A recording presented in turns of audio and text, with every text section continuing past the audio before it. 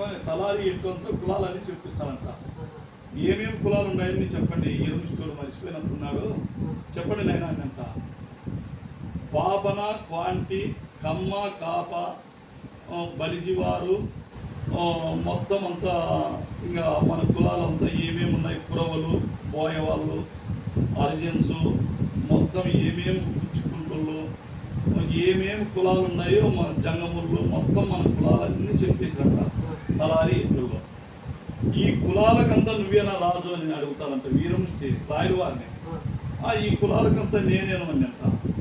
ఈ కులాలన్నీ మొత్తం నువ్వే తీసుకో, ఎక్కడెక్కడ ఉన్నారో కురవులందరినీ నా ఆడవారు చేసేయండి అంట వీరముష్టి. అదెట్లయితుంది వీరముష్టి అంటే, నేను రాజుని, రాజ్యం పరిపాలన చేస్తున్నాను, అదెట్లయితుందంటే, లేదు రాయలవారు, కురవులందరినీ ఇస్తావా లేకపోతే నువ్వు బంగారు తోటి తెగల్లా, పవాడానికి వస్తావా పంద్యానికి వస్తావా అంటాడంట. ఏం పవాడం పడతావని రాయలవారు అడిగిందంట వీరముష్టిని.